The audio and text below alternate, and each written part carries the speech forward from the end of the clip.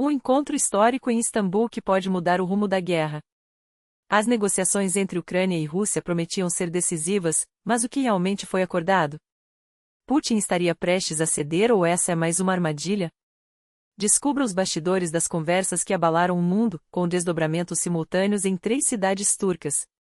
Enquanto a Rússia lança uma nova ofensiva militar, caça-jato é interceptado no espaço aéreo da Estônia, protestos explodem nas ruas russas e a comunidade internacional se mobiliza. Será que o Tribunal Penal finalmente julgará Putin? A resposta está nos detalhes desse impasse diplomático que expôs as verdadeiras intenções de Moscou. O que deveria ser um passo rumo à paz em Istambul virou um fiasco retumbante. Mas será que alguém, de fato, esperava um resultado diferente?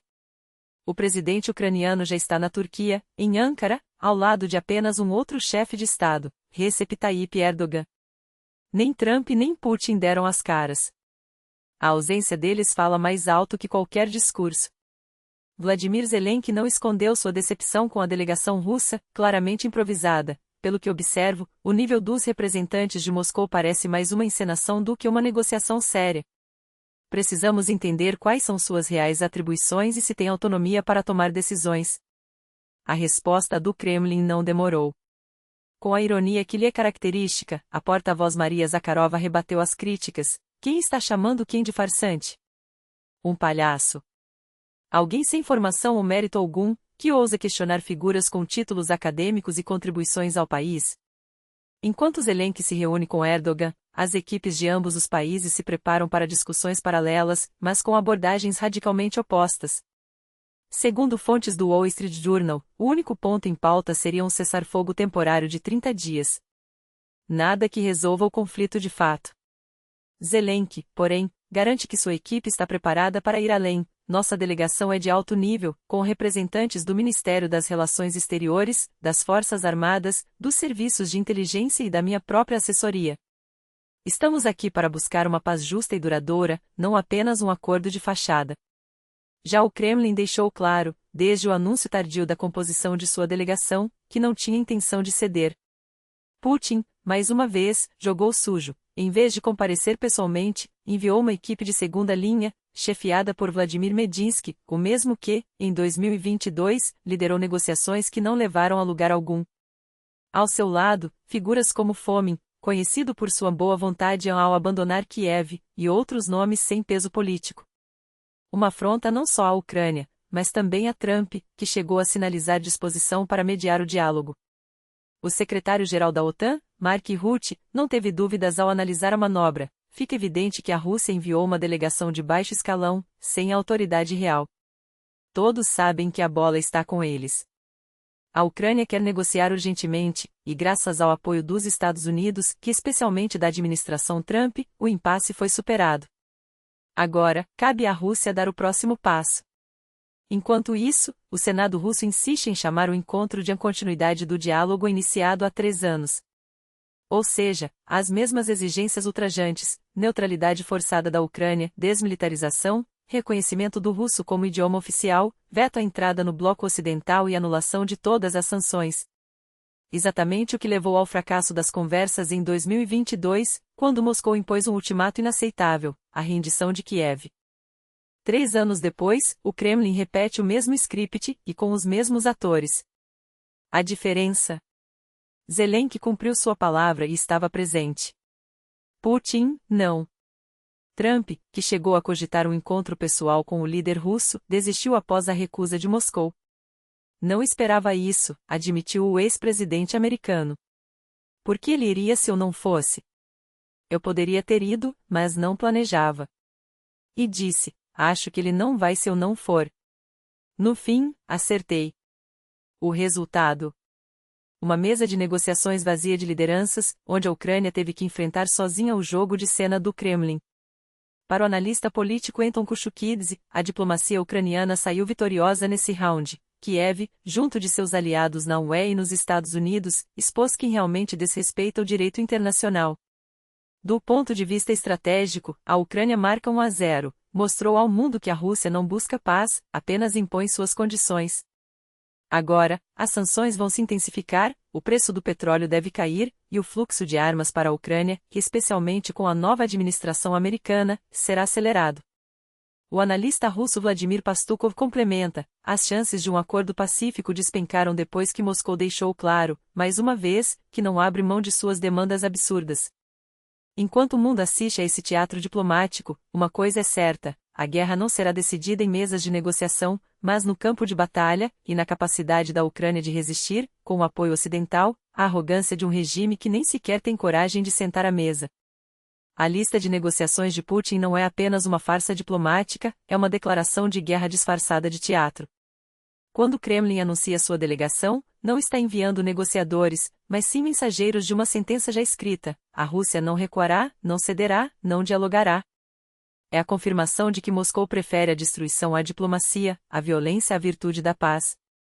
E, como sempre, a culpa recai sobre Zelensky, o homem que ousa exigir que um ditador, afundado em seu próprio delírio de grandeza, compareça pessoalmente para responder pelos crimes que cometeu. Uma pessoa patética, diz Lavrov, o ministro das Relações Exteriores de um regime que se recusa a sentar à mesa, mas não hesita em bombardear hospitais. A ironia é tão espessa que sufoca. Enquanto a Rússia acusa a Ucrânia de intransigência, são os tanques de Putin que avançam, são suas bombas que caem sobre civis, é seu exército que queima cidades inteiras. Mas, claro, para o Kremlin, a lógica é invertida: a vítima é o carrasco, e o agressor é quem se defende. Enquanto isso, nos bastidores da geopolítica, os verdadeiros movimentos estão em curso. Em Antália, o ministro das Relações Exteriores da Ucrânia, Dmytro Kuleba, se reuniu com figuras-chave dos Estados Unidos, não por acaso, mas para alinhar a estratégia de Kiev com Washington em um momento em que cada palavra, cada gesto, pode definir o futuro de milhões. A mensagem foi clara: os Estados Unidos agradecem à Ucrânia por sua disposição em negociar, enquanto a Rússia sequer se dá ao trabalho de disfarçar seu desdém. E o que faz Trump, o ex-presidente que ainda sonha com um acordo com Putin? Declara, com a arrogância de quem acha que o mundo gira ao seu redor, que nada acontecerá até que ele próprio se sente à mesa. Como se a guerra fosse um reality show à espera de seu próximo episódio, como se vidas não estivessem sendo ceifadas neste exato momento. Mas a realidade não espera por Trump, nem por Lula, cujo avião ficou 4 horas no aeroporto de Vnukovo, à espera de um Putin que nem sequer teve a decência de aparecer. O presidente brasileiro, um dos últimos a insistir em uma neutralidade em que cheira a cumplicidade, foi humilhado em pleno solo russo: nenhum aperto de mão, nenhuma foto, nenhum gesto que não fosse um telefonema frio, calculado para ser o mínimo possível. Conversaram por telefone durante uma escala técnica. Que eufemismo patético para uma afronta diplomática. Lula, que já havia se curvado à narrativa do Kremlin ao culpar a ambos os lados, recebeu sua recompensa: o desprezo de um tirano que não precisa mais de aliados, apenas de vítimas. E agora? Agora, até os últimos defensores de Putin no BRICS começam a entender: não há mediação possível com um homem que só entende a linguagem da força. Enquanto a diplomacia se desmorona, a guerra avança. 3 mortos em Sumy. 110 drones sobrevoando a Ucrânia em uma única noite. 45 ataques em poucas horas. E o que faz o Kremlin? Celebra.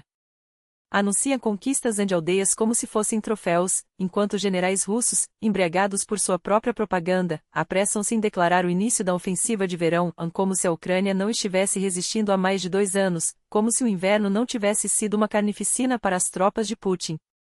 Não há perspectiva de trégua, admite um oficial em Kharkiv.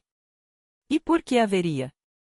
Quando seu plano é esgotar o inimigo, quando sua estratégia é esticar as negociações até que o Ocidente perca a paciência, quando seu objetivo é forçar um acordo que não seja paz, mas rendição.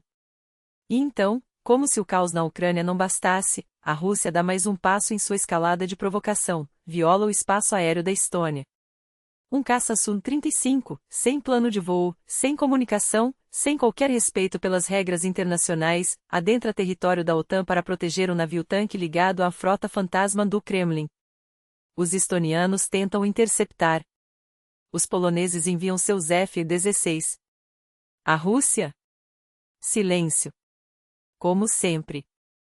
Porque para Putin, As fronteiras são apenas sugestões, a soberania alheia é um detalhe irrelevante, e a OTAN não passa de um obstáculo a ser testado, provocado, até que alguém, por cansaço, por medo, por cálculo errado, que recue. Mas há um detalhe que o Kremlin parece ter esquecido: a história não perdoa. E agora, pela primeira vez, a Europa está se movendo para garantir que a justiça não seja apenas uma palavra vazia.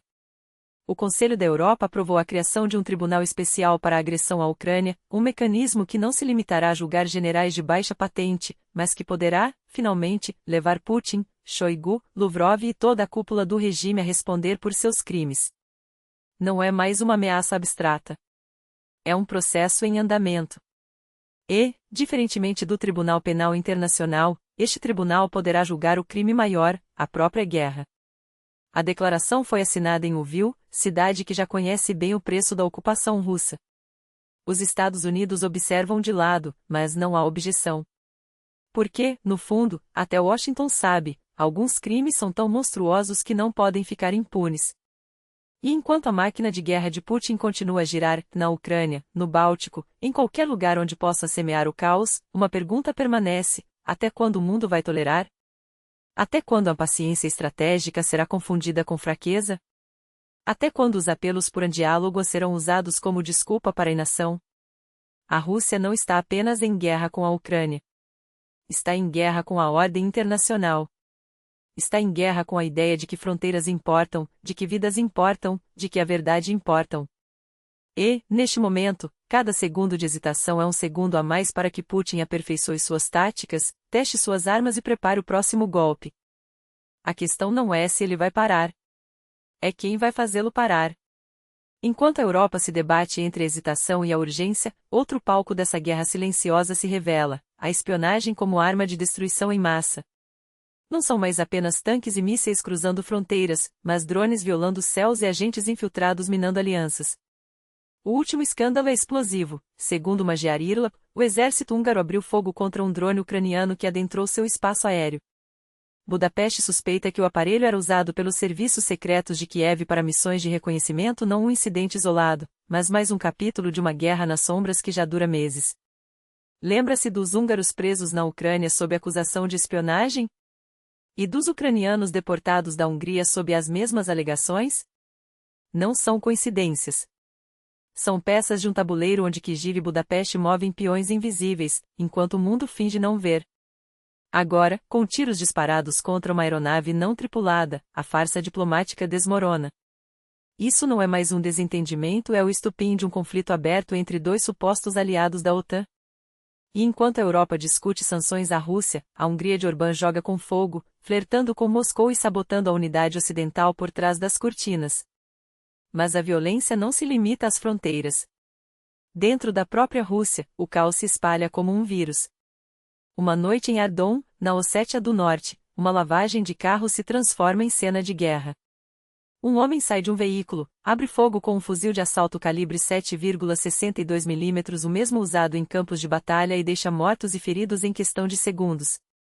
As autoridades encontram dezenas de estojos no chão, o carro dos atiradores abandonado e queimado em um campo. Nenhuma prisão. Nenhuma explicação. Apenas o plano a perseguição ativado, estradas bloqueadas e uma república inteira revirada. O que foi isso? Um ajuste de contas entre facções? Um sinal de que a guerra na Ucrânia está infectando as ruas russas? As autoridades se calam. Os cidadãos tremem. E o padrão se repete: na Carélia, um soldado bêbado executa um homem a tiros em um bar, depois atira contra a polícia em uma fuga desesperada. Isso não é crime comum, é sintoma de um país em colapso, onde armas de guerra circulam como moeda corrente e a lei virou piada. Enquanto isso, do outro lado do mundo, o dinheiro fala mais alto que as balas. Donald Trump, o mestre das transações bilionárias, fechou o maior negócio da história em Doha, $1 trilhão em contratos com o Qatar Energia, tecnologia, aviões. 160 Boeing 777 para a Qatar Airways, num pacote de 200 bilhões só de aeronaves. A América não está mais exportando democracia, a canção de bomba está vendendo poder, influência e dependência. E o Irã, sufocado pelas sanções, se curva. Segundo a Reuters, Teherã está pronto para assinar um novo acordo nuclear com Trump em troca do fim do estrangulamento econômico. A diplomacia do petrodólar venceu. Mais uma vez. Mas nem tudo são vitórias para o magnata. Hollywood declarou guerra. No palco do Festival de Cannes, com as câmeras do mundo inteiro ligadas, Robert De Niro desferiu um golpe certeiro. Não foi apenas crítica, foi um libelo contra o autoritarismo disfarçado de política. Trump, o homem que se autoproclamou censor-chefe da cultura americana, quer taxar em 100% todos os filmes produzidos fora dos Estados Unidos. A criatividade não tem preço, mas este governo acha que pode colocá-la à venda, disparou De Niro, com Leonardo DiCaprio ao seu lado, sob os aplausos de uma plateia que entendeu: isso não é sobre cinema, é sobre liberdade. Hollywood versus Casa Branca, uma batalha que define quem controla a narrativa. E, pela primeira vez em anos, os artistas não estão só assistindo. Estão lutando. O mundo está em chamas, mas a pergunta permanece: até quando vamos fingir que isso é normal?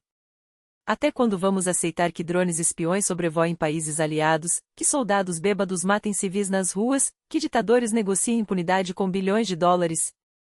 A história não perdoa os que ficam em silêncio. E, neste exato momento, o silêncio é cumplicidade. Não podemos nos dar ao luxo de apenas assistir. A hora de agir é agora.